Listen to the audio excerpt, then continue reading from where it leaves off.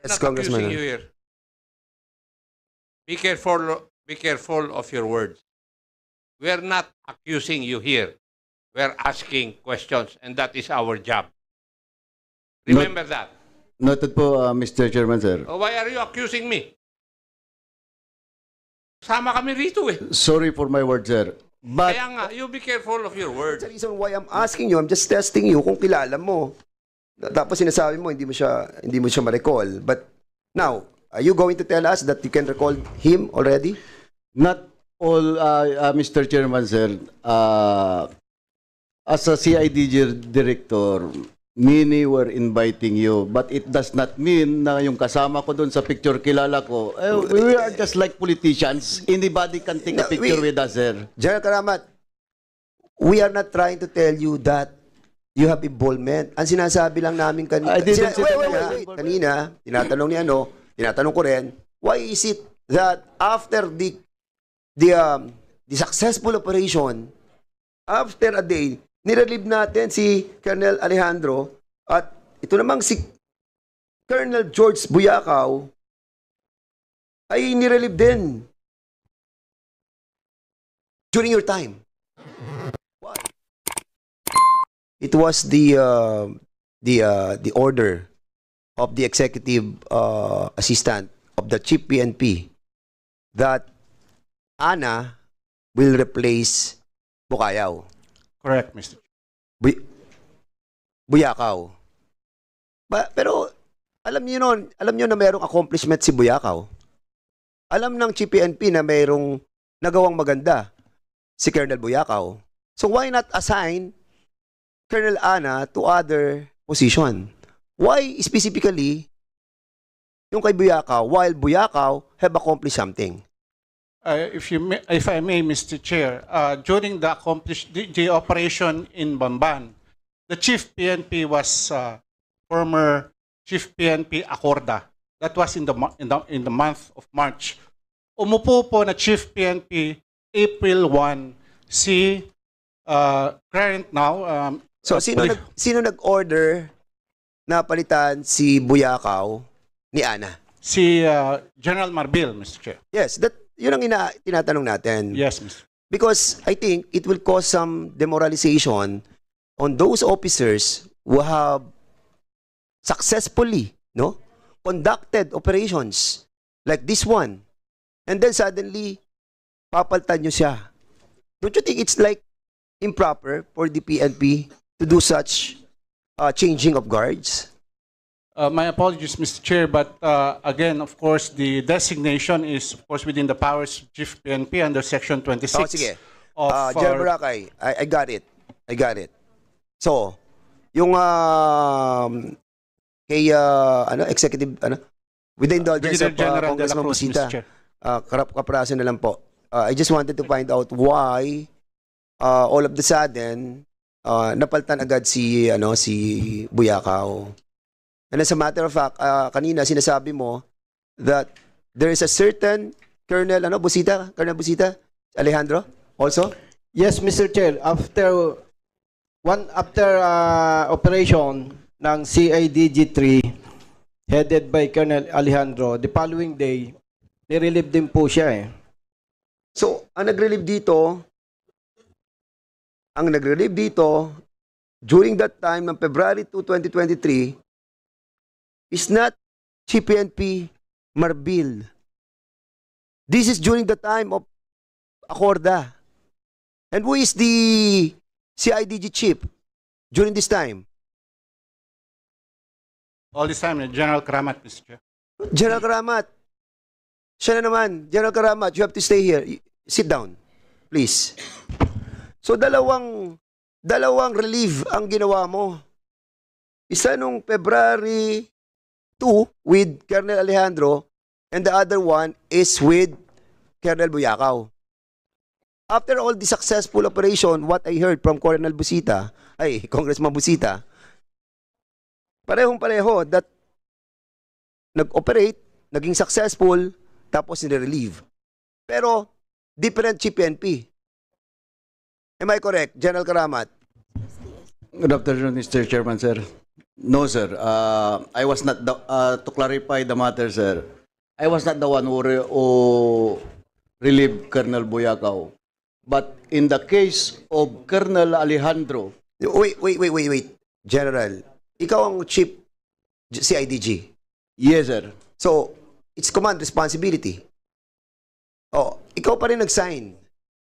But there are orders coming from the higher ups. Is that what you're trying to say?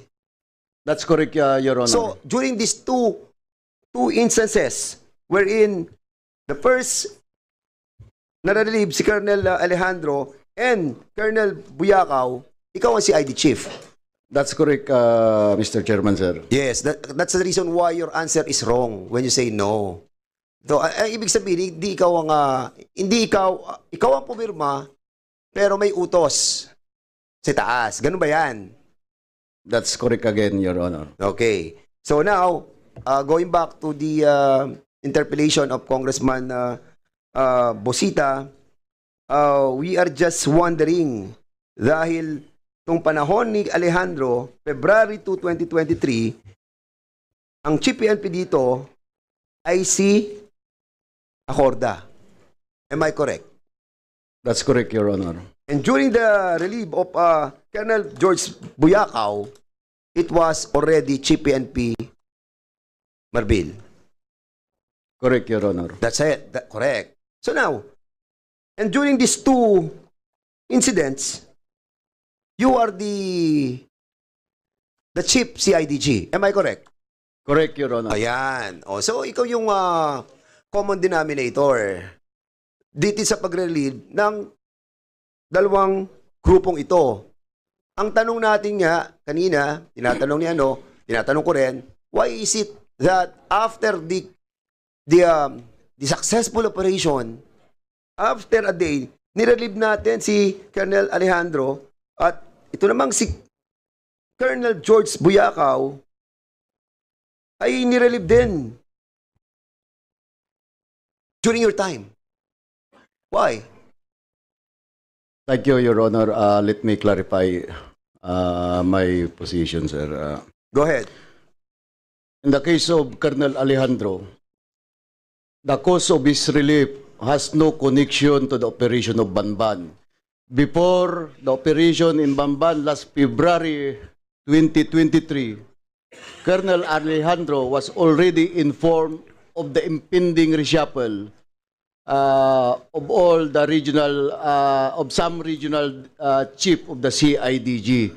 So he was informed already before the raid in Bamban happened, sir. So it was a normal rotation of all my regional chiefs because as a commander then, newly assigned commander or director of CIDG, I have to put in place my commanders whom I have the trust and confidence, sir. Okay. So, General Karamat, kailan ka po na-appoint bilang Chief CIDG?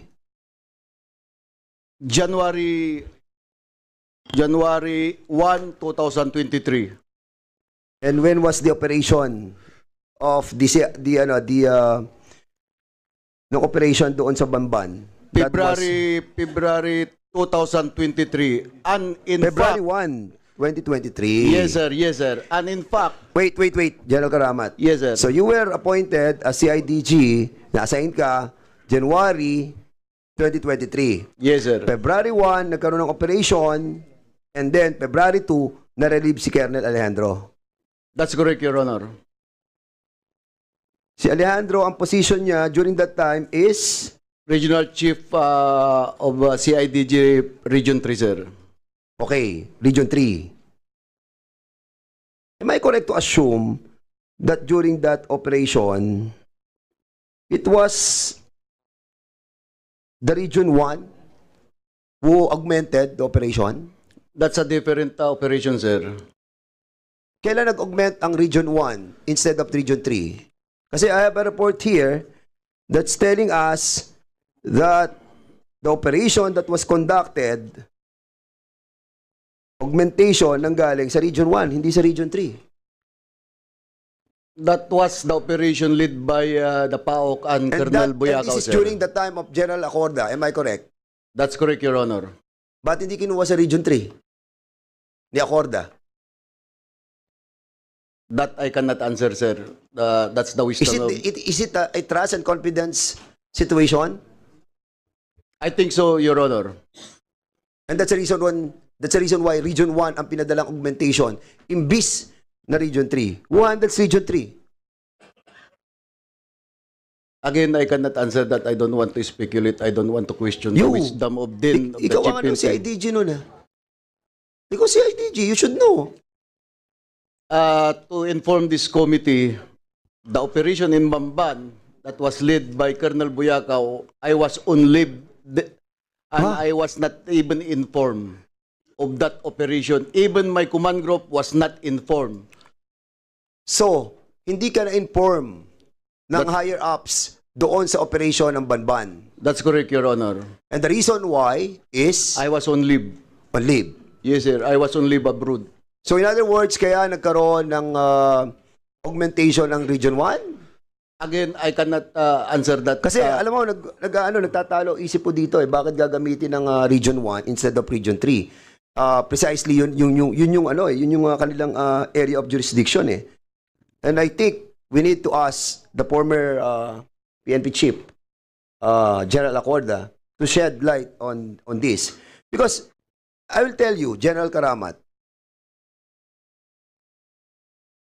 if you're going to relieve all these people, no, and assigning them to the different parts of this country, there is a pending case.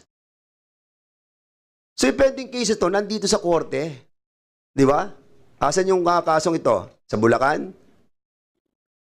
Paano sila makakabalik para to monitor the case that was filed against these perpetrators? Yeah. And assigning them, parang I think is not to the best interest of the organization. Unless there is a clandestine, effort to really put the case on the garbage. And as a matter of fact, Yes, sir. General Karamat, yung kaso ngayon is under RFI. Di ba? Recommended for further investigation. Am I correct? General Karamat. Is this under RFI? All the cases that was initiated by Colonel Joshua Alejandro, the regional chief, siya pala ang regional chief ng CIDG. Siya pala. Si Joshua Alejandro, siya ang regional chief, hindi mo kilala? General Karamat? Of course, I know him. Oh, that's why Your I'm Honor. asking you a while ago. Sino ang regional director ng ng Region 3? Sabi mo, hindi mo alam. I didn't say that, sir. Ano sabi mo kanina? Your Honor. Ano sabi mo kanina? It was Colonel Alejandro yung unang operation against the Pugo Ito ang in tanong Banba ko ulit, operation. General Karamat. Si Colonel Alejandro ang regional director ng Region 3. Siya ang nag-operate. Di ba? Yes, Your Siya ang Honor. nag-operate doon sa Hongsheng Gaming Technology sa Bamban. But the augmentation of the people that was used is under Region 1. Correct. And you were telling us a while ago, you were on leave. The augmentation from Region 1 was a different operation conducted by Colonel Alejandro. Hindi When- ang Banban? You're under oath. The Wait. CIDG had conducted Wait. operation, sir. Yes. Okay. So yung augmentation ng Region 1 ay hindi sa Banban? Again, it was the operation led by Colonel Buyakaw when there is an augmentation coming from Police Regional Office 1 and Cordillera, sir. Okay. PAOK TF, you conducted this operation. Can you kindly confirm the statement made by General Karamat? The first operation, sir, I think yung kay Colonel Alejandro, sir, it's a different one. And the second operation, same area to, sir, yung sa Banban po, Your Honor. And the second one, yung sa Sunyu 1, sir. Ito, sir, yung kay Colonel George Buyakaw. And that's true, sir. ang ginamit pong augmentation doon are personnel or police personnel coming from Region 1 and Cordillera. So in other words, kung yung kay Buyakaw, yun ang gumamit ng augmentation coming from the Region 1. Yes, Your Honor. Okay, same question, General Karamat. Why is it during your incumbency as the regional, as the chief of the CIDG, no? Bakit ang ginamit is region 1, not Region 3? Do you know this? Or you're still on leave? Still on leave ka rito? Again, sir, I was not informed of that operation, sir. That particular operation, sir. Hindi mo ba napapansin ba't hindi ka na-involve sa operations? Why is that so? It's only the former chief PNP that cannot answer that question, sir. And that's the reason why we have to invite the former chief PNP to shed light on this. Because para ako may nakikitang mga missing link dito eh. I need to be given more information for us to find out the deeper problem arising to this relief of these successful operations. Hindi ko talaga makomprehend kung bakit nyo nirelieve eh. Yung mga tao, pagkatapos, imbis na bigyan natin sila ng pabuya. Di ba? Kasi alam nyo, ako hindi ako police, pero I know for a fact that kapag napunta ka sa NCR, parang ano yan eh, level up eh. Pero putting your people outside, no, after the complete successful operation, that will put a doubt on that transfer. And again, hindi ako. Babalik ko na po kay Colonel Busita. Chairman, And maybe later just on, one quick question lang, Mr. Chairman, with regards to your query to... will the good Congressman Busiti allow One quick lang. Congressman One quick lang. Paduano? Chairman Paduano, you are recognized. Thank you, Chairman. Anyway, as you mentioned, General Karamat, you were installed as a CIDG chief. That was January. Tama? January 1. That's correct, Your Honor. Okay. Now, tapos nag-leave ka because you're abroad, sabi mo. No, my leave 2024 already, sir, yung lead ni Colonel Buyakaw, sir. Let me clarify, sir, para hindi tayo nagkakagulo dito, Hindi, sir. magulo talaga kasi yung sagot mo kanina, you just leave because of that. You did not know that operation because you're on leave. Di ba? That's correct, Your Honor. Oh, that was February. No. That's When? a different operation, sir. Hindi, Dalawang operation tayo dito, yung sir. time niya, ano lang, ni Alejandro, no operation. Okay, sir. You're on leave or not? No, sir. Oh, so, alam mo. Yes, sir. Because actually, Hindi, sir, yes or no lang muna. I personally know the operation, sir. Sandali po. Because, Yes or no sir. lang muna. Yes, sir. How do you know the operation of Colonel Alejandro? Because I was the one who approved the said operation, sir. Okay, you approve now. Yes, sir. How long is Colonel Alejandro as the RFU of? Nadatnan ko na lang siya po, sir, sa RFU 3 when I was assigned as the Director of Criminal Investigation and Detection Group, sir. Kaya nga eh. That is why I'm asking you now. How Yeah. long did Colonel Alejandro stayed? Kasi sagot mo kanina, routinary, di ba? Di ba sagot mo kanina, routinary? Yes, sir. Oh, kasi ang sagot mo, routinary at saka trust and confidence. Yes, sir. Oh, now. That's correct, sir. Ang tanong ko nga, when was Colonel Alejandro assigned as Region 3 Chief? Ay, sagot mo kanina, routinary. Then, trust and confidence. According to my staff, sir, he was assigned there as a regional chief of CIDG in Region 3 for 6 months, sir. Oh, 6 months. Oh, kita mo. 6 months before his relief. That's correct, Your Honor. Oh, kita mo 6 months? Hindi, pwede yan. Kung talagang promotional purposes, kasi full colonel na siya eh. Di ba, kailangan niya kumuha ng, kung nasa linya sa, pwede kukunin yung entry, di ba? Now, but the question is, it's just 6 months now. Okay, routinary, medyo malabo. Next is trust and confidence. Nakaupo ka, alam mo yung operation niya, successful ang operation niya. Is it not trust and confidence with regards to your trust As to I, Colonel Alejandro? as I said before, sir, before the operation conducted by Colonel Alejandro, which was personally approved by me, he was informed already of the Yeah. impending reshuffle. And alam ko yon. Yes, sir. alam ko yon. But ang sinasabi mo is, he was informed. But now, ang basis mo is routinary. Hindi pwede, 6 months. Second is trust and confidence.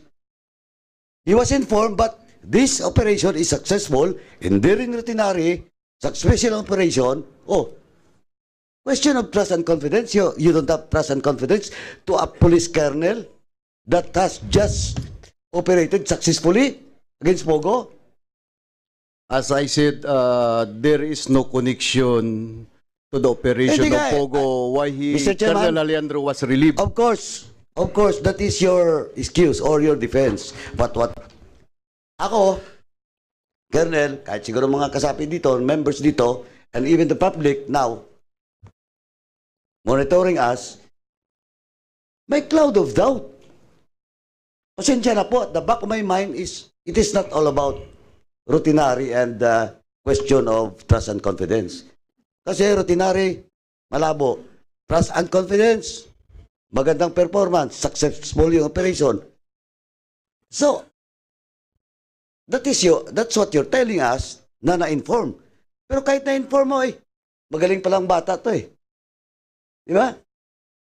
Kaya, Mr. Chairman, yung doubt, personally, yun din siguro yung mga nasa isip ng mga members dito, yun dapat, Mr. Chairman, ang dapat ayusin natin sa organisasyon ng pulis. Kasi laging bata-bata. It is not based on performance. Kasi yung trust and confidence yan is precisely bata-bata.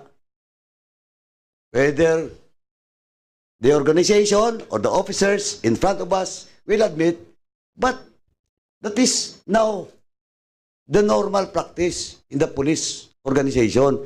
And we want to check it. Kaya ayusin natin yan. But of course, I respect what the defense of General Karamat. But sabi ko na nga, this is all about investigation in aid of legislation, at yung puntong yun, nangyayari yan kahit saan. This is not only happening with the CIDG, this is happening all over the country. Yung question of trust and confidence na equals bata-bata.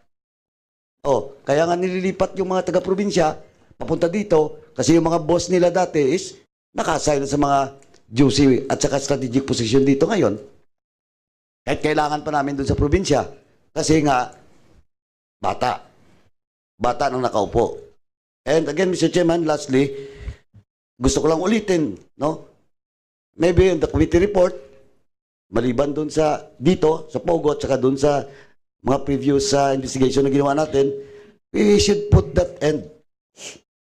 Dun sa committee report natin, dapat may legislative action that will be undertaken with under this committee, Mr. Chairman. Okay. Thank you. Thank you. Before I yield back again kay Congressman Bosita, I will be recognizing you for a brief interjection. But may question lang ako, may question lang kay General Karamat. General Karamat, last na, baka makalimutan ko lang. General Karamat, kaprasa na lang, Chairman ako, pasensya ka na. General Karamat, may kilala ka bang JP Samson, yung may-ari ng West Cars, ng yung dinala kay Alice Go? I cannot remember, sir. Hindi ko ma-recall kung may kilala kong JP Samson, but as far as wala akong kakilala, sir. General Karamat, you're under oath, Yes, sir. I'm telling you. I'll be showing you a picture of John Patrick Samson and you together. But pictures, hindi naman magsasabi yan na meron kang involvement. But what I'm trying to say is kilala mo. That I will picture, send it to you, General Yes, Karamat. sir, yes, sir. Because I could answer that, what we sir. wanted is to ferret out the truth. And I I could will answer try to that. give it to you for you to find out kung nare-recall mo yung si John Patrick Samson. Si John Patrick Samson is the owner of the West Cars that was used by Alice Go doon sa kanyang mga sa Pogo, doon sa kanya sa Banban. And that's the reason why I'm asking you, I'm just testing you kung kilala mo.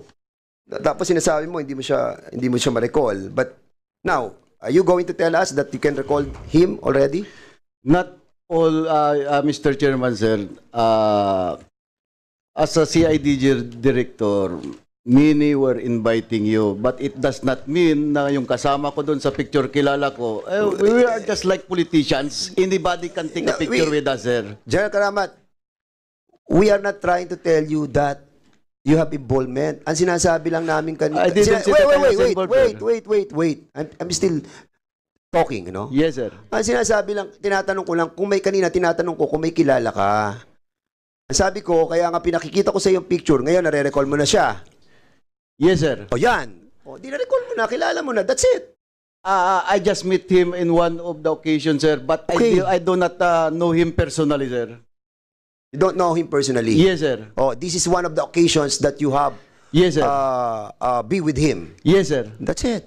Yes, sir. Wala naman po kami sinasabing iba dito eh. Ang tinatanong ko lang kung may kilala kayong JP Samson. Your question is kung kilala ko, sir. I cannot recall, sir, dahil sa dami ng nakikilala Kaya ko, nga, sir. and Hindi then I cannot answer recall back. their name General already, Karamat, sir. wait. Then I answer back. Then I said, pakikita ko para at least ma-recall mo. Okay? So picture, sasabi na na-encounter mo siya. And that's the reason why we will be inviting over also John Patrick Samson, yung pong owner ng West Car High-End, para malaman po natin yung mga sinasabi natin lahat dito. Congressman Barbers, you are now recognized. Thank you, Mr. Chairman. With the indulgence of Congressman Busita, yung sa akin lamang po, Mr. Chairman, is a clarification kasi dun sa narration ni General Karamat, it seems that he has no knowledge in other operations that was conducted by the CIDG because orders were coming from his superiors. No, in fairness to General Karamat, Mr. Chair, marami yung movements dun sa kanila sa CIDG na apparently he has not been informed, he has not been advised, or he has not been given the instructions. So tama yung punto kanina ni Chairman na siguro dapat para magkaroon ng mas malinaw na narration o kwento itong ating kasi ang pinupunto natin dito, Mr. Chair, is why were these CIDG personnel relieved after they had successfully raided in illegal pogo. So, ang sagot naman ho ni General, yung iba nga ho, hindi niya alam because one, sabi niya he was out of the country. The others, he probably got orders from the higher ups. I remember in the last hearing that we had, it was General Bacayo, General Bakay, who actually gave the orders. Diba? So, I would like to ask the chair and the members of the committee, yung po kasing usapin doon sa CIDJ is just an adjacent issue. But the real issue, which is within the purview of the committee, is the illegal operations and other crimes committed by these illegal pogo operators. Siguro, Mr. Chair, with all due respect to you and to the other members of the committee, maybe we can refocus there. Anyway, nasagot na naman po ni General Karamat yung issue about transfers ng mga tao. That's all, Mr. Chair. And thank you, Congressman Busita. Okay, Congressman Busita, now you have the floor. Yes, Mr. Chair.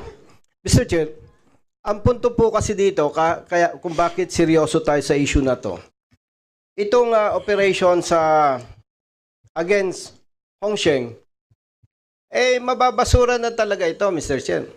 Kasi yung mga pulis, yung operatiba, wala na deploy na. Una pa lang salbo nung kaso for further investigation. Doon pa lang, malabo na. Pinagsisibak yung pulis natin, malabo na. Now, ang instruction po ng ating Pangulo, BBM, is banning of pogos, whether illegal or legal. So, ako po, galing sa PNP, pag ito ay hindi nabigyan ng attention, yung instruction po ni Pangulong BBM, parang lalambot Matatakot na yung mga pulis, yung mga operatiba. Paano pa sila magtatrabaho? Andiyan si Colonel Attorney Tomas Yes, Mr. Chair. Balmonte. You can ask Kaya him. with respect to Honorable Congressman Barbers, yes, totoo po. Pwede nating skip na itong issue. Pero, malaki pong epekto nito sa instruction ni PBBM. Banning of POGOs. Kasi nga, bilang retired police, matagal ng practice yan, talagang pag mag-operate ka, makikita mo, ops, delikado yan. Atras yan. So, napakahalaga po nito. And in fairness to General Karamat, sir, sabi po ninyo, prior to operation on February 1, 2023, may nakaambang reassignment na si Colonel Alejandro. Ang tanong ko lamang po kay General Karamat, di po ba merong Senior Officers Placement Board, SOPB, sa PNP? Tama po ba? We had independent officers placement board in every unit, sir. And I have my command group, sir. And the transfer. Okay. General Karamat, sir, sinasabi po ninyo na prior to said operation, talagang for transfer na si Colonel Alejandro. Ang tanong po, nabanggit mo na meron po kayong independent SOPB. So, na-process po ang transfer niya. Yes, sir. So, meron pong SOPB resolution. Tama po ba? I presume because the order was issued. And as a director of the CIDG, it is my prerogative also to choose my men, sir. Yes. General Karamat, sir. I agree with you. Powers and prerogatives.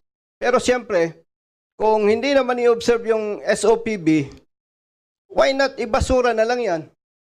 So, ang tanong ko po, meron po bang board resolution o wala?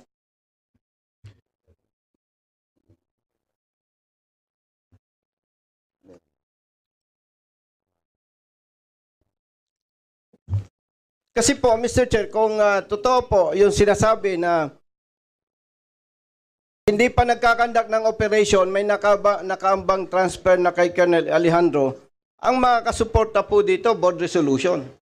And yung pong powers and prerogative ng commander na katulad nito, nagkandak na operation, may mga kinasuhan, alam natin na pwedeng i-hold ng commander yung transfer.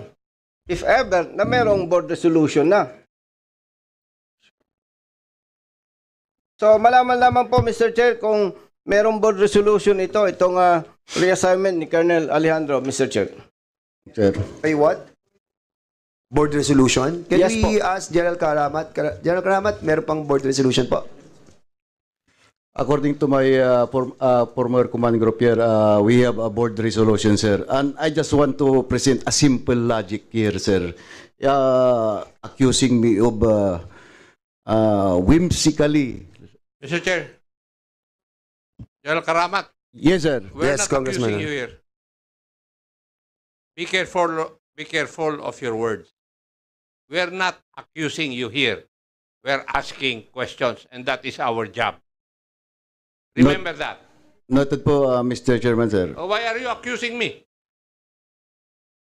Sama kami rito eh. Sorry for my words, sir. But Kaya nga, you be careful of your words.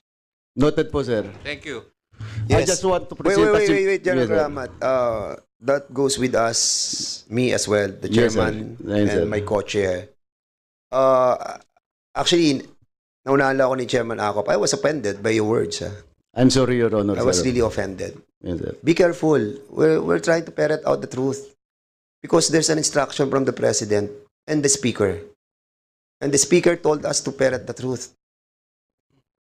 And we are doing our job as well as you are. All of us, being a part of this government, we have to do our share. At kung wala kayo sa tama at ando kayo sa mali, pasensyahan po tayo. That is our task. Thank you.